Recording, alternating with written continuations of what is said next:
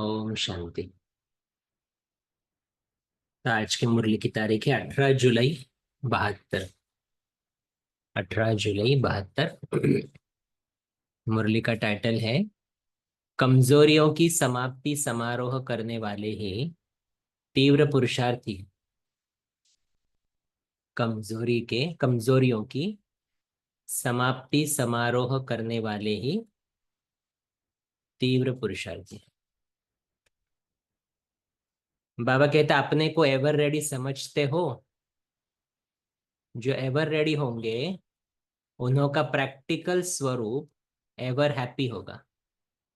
जैसे स्कूल में भी कोई स्टूडेंट ने बहुत अच्छी पढ़ाई की है, बोलता है कभी भी पेपर दो हम रेडी है, तो वो हमेशा कैसे रहेगा? हैप्पी रहेगा।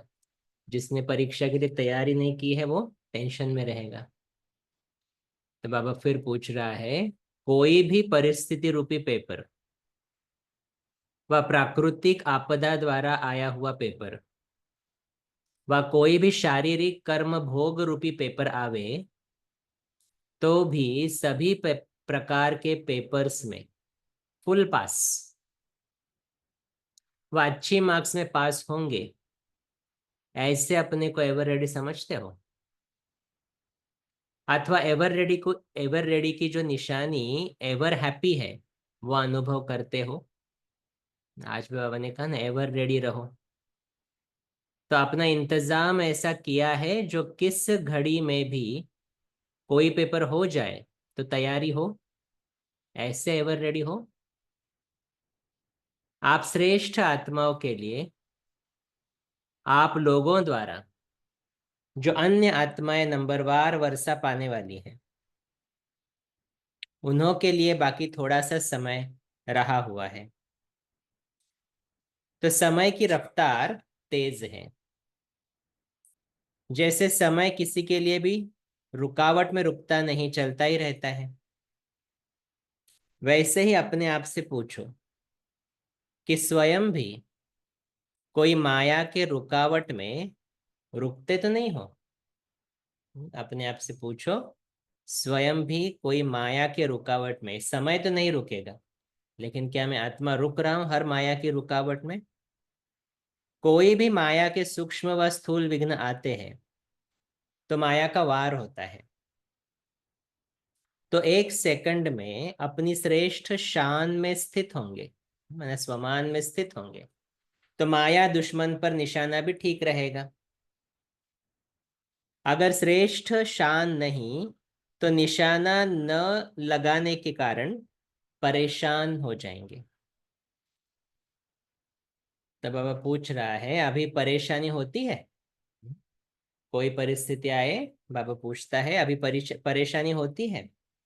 अगर अब तक किसी भी प्रकार की परेशानी होती है तो अन्य आत्माओं की परेशानी कैसे मिटाएंगे? परेशानियों को मिटाने वाले हो वह स्वयं भी परेशान होने वाले हो। क्या समझते हैं? टाइटल कौन सा है? दूसरों की परेशानी मिटाने वाले, लेकिन प्रैक्टिकल में क्या हो रहा है? खुद भी परेशान हो रहे हैं। तो जैसे जो भी भट्टी करते हो तो उसका समाप्ति समारोह व परिवर्तन समारोह मनाते हो। तो ये जो बेहद की भट्टी चल रही है उसमें कमजोरियों की समाप्ति का समारोह व परिवर्तन समारोह कब मनाएंगे? इसकी कोई डेट फिक्स है या ड्रामा कराएगा? ड्रामा तो सर्व आत्माओं का पुरानी दुनिया से समाप्ति समारोह करावेगा, लेकिन आप तीव्र पुरुषार्थी श्रेष्ठ आत्माओं को तो पहले ही कमजोरियों के समाप्ति समारोह को मनाना है ना। ड्रामा तो फाइनली सभी निगेटिविटी को दूर करेगा ही, सभी के संस्कारों को ठीक कर ही देगा। लेकिन बाबा कहते हैं आप श्रेष्ठ आत्मा है, ड्रामा के लिए नहीं। जैसे बाबा ने आज कहा ना समय तो आपकी क्रिएशन है, तो क्या क्रिएशन को टीचर बनाएंगे? नहीं, क्रिएटर टीचर है ना। तो हम समय को समीप लावे, हम ड्रामा के ऊपर निर्भर नहीं रहे।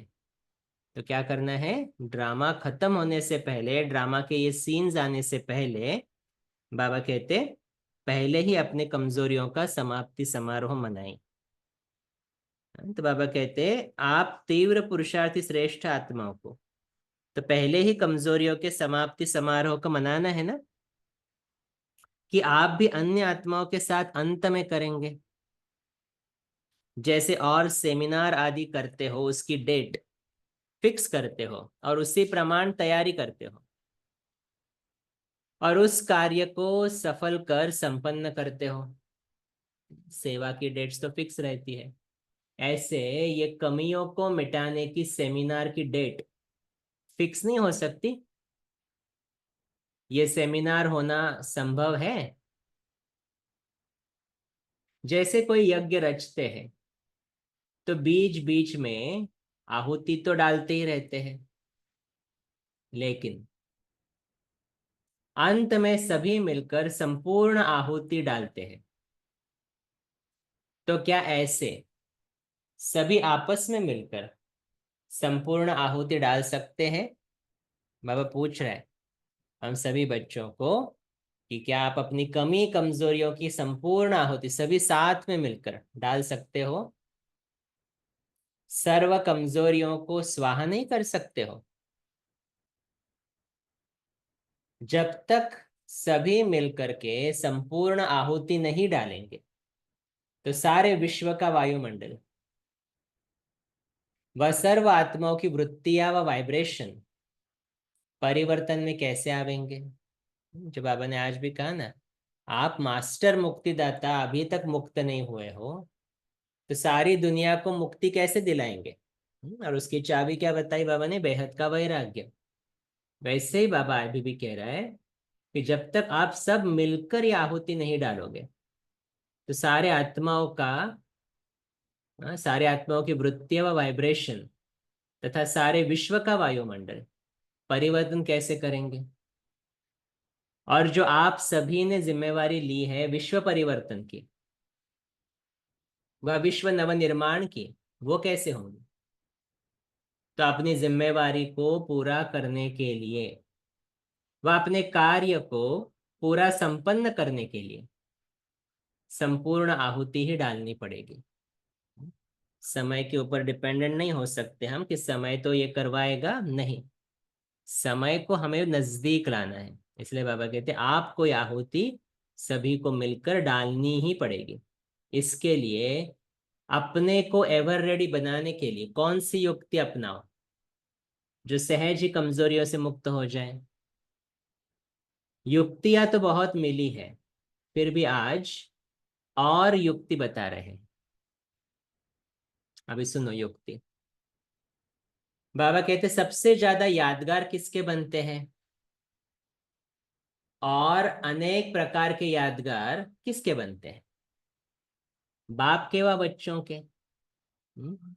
किसके यादगार ज्यादा है? शिव बाबा के हैं या देवी देवताओं के? किसके हैं, बाप के या बच्चों के? तो बाप का यादगार तो एक ही रूप में बनता है, शिवलिंग के रूप में। लेकिन आप लोगों के अर्थात श्रेष्ठ आत्माओं के अनेक रूप और रीति रस्म के अनुसार बने हुए हैं।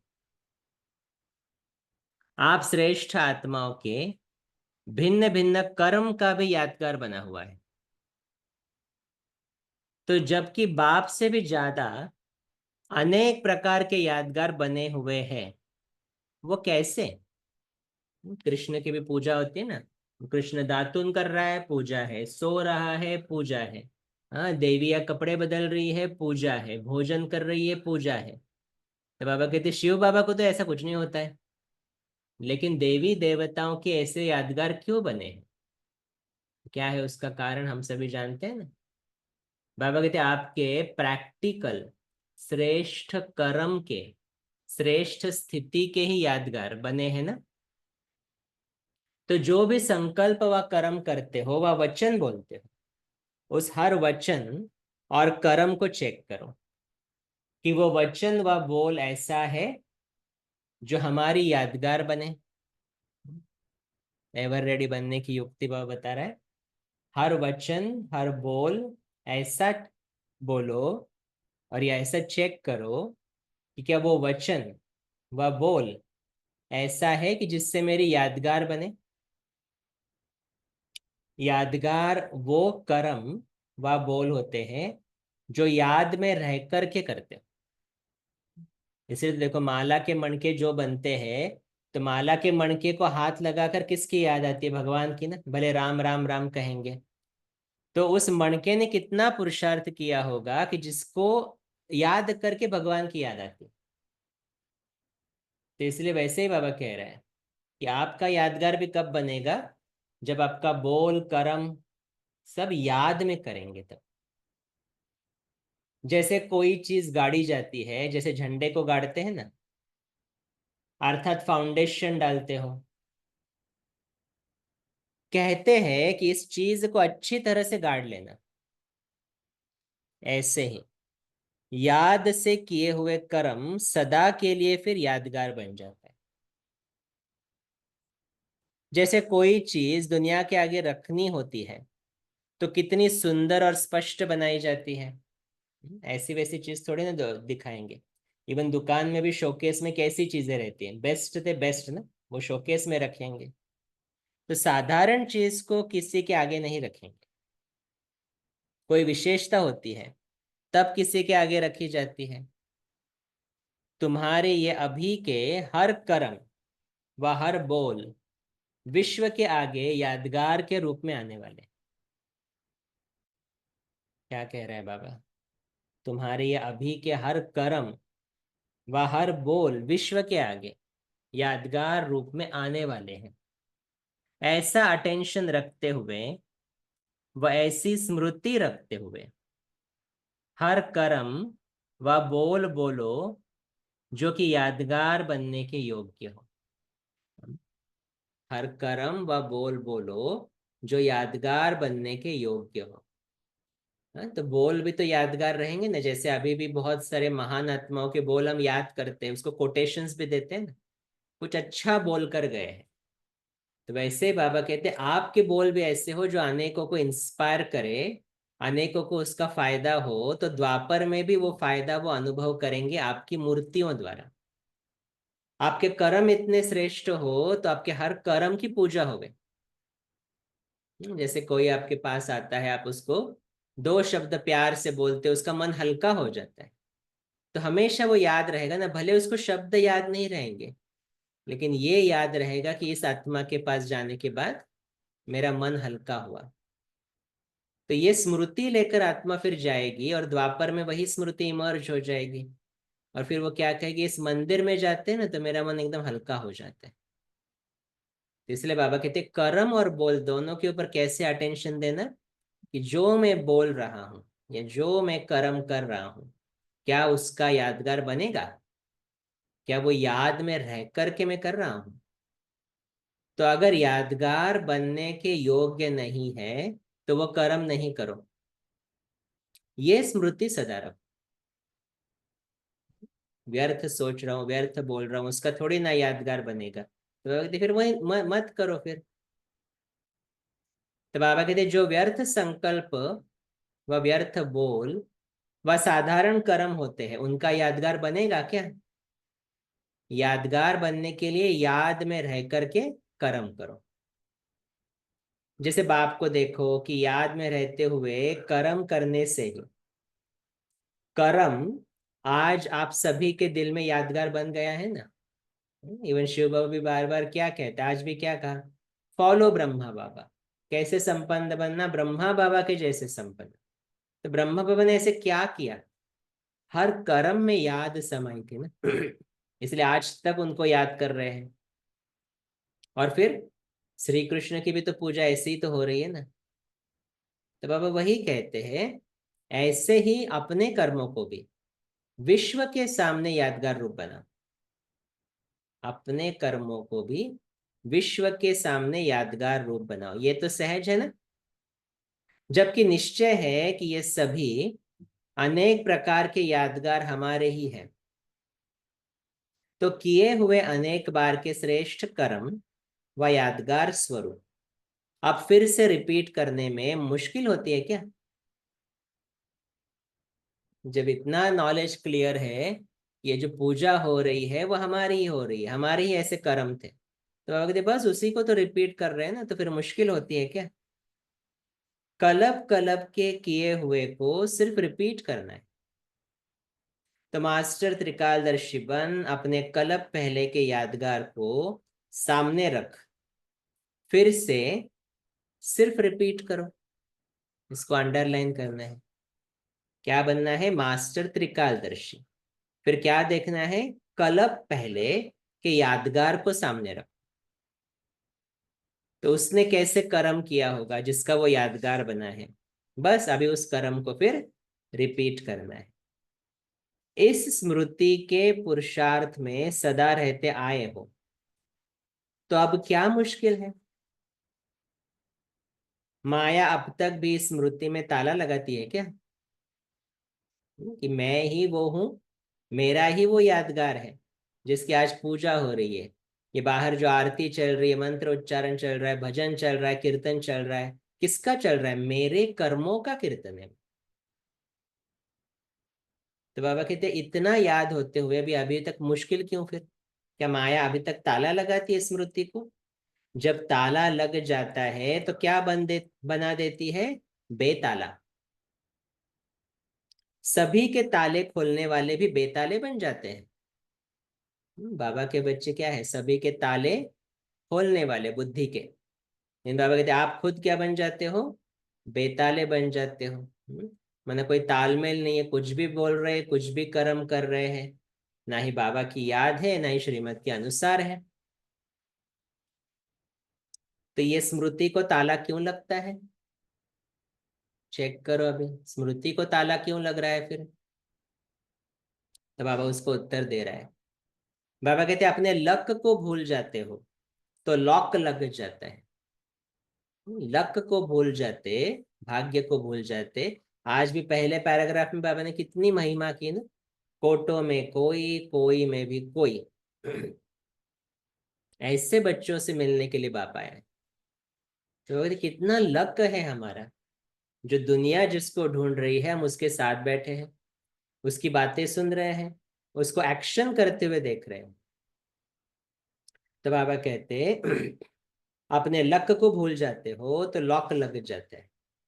अगर लक को देखो तो कभी लॉक नहीं लग सकता है। देखो बाहर की दुनिया तो सत्युग देखेगी भी नहीं, उनका तो द्वापर के बाद का पार्ट है।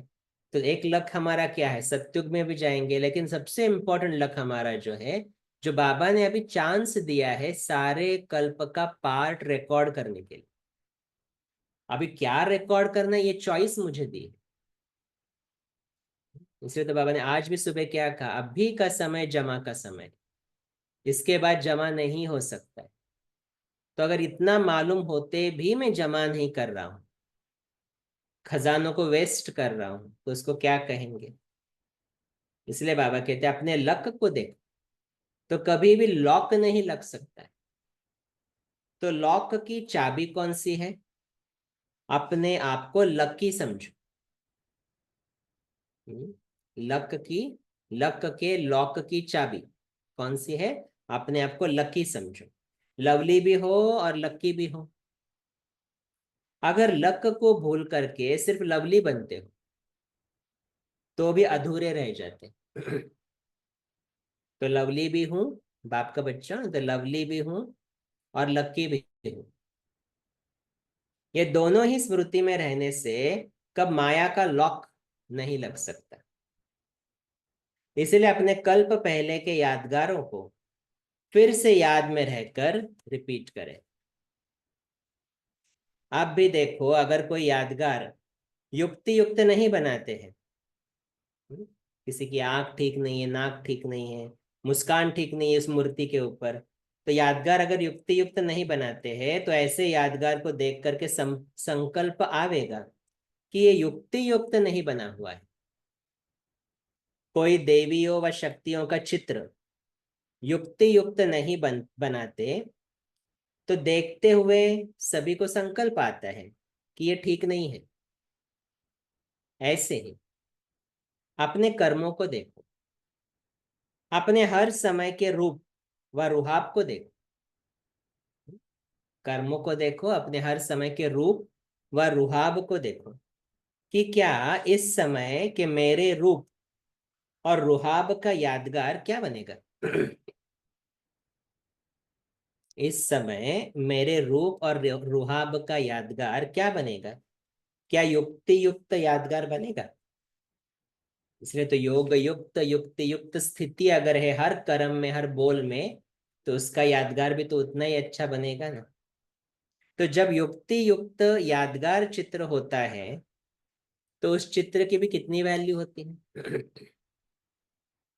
तो ऐसे देखो, हमारे हर समय के हर चरित्र की वैल्यू है, हमारे हर समय के हर चरित्र की वैल्यू है।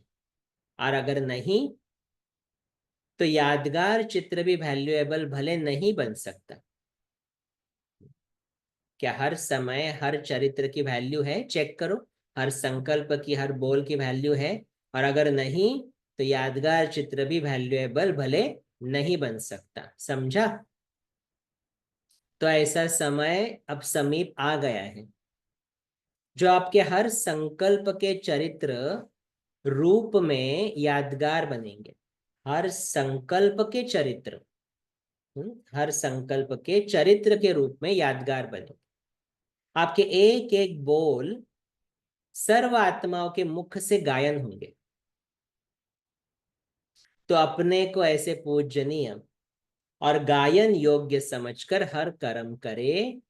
अच्छा, क्या समझना है अपने आप को। मैं पूजनीय आत्मा हूं और गायन योग्य आत्मा हूं। तो कहाँ अटेंशन देंगे, अपने संकल्प, क्योंकि उसका भी चरित्र बन रहा है।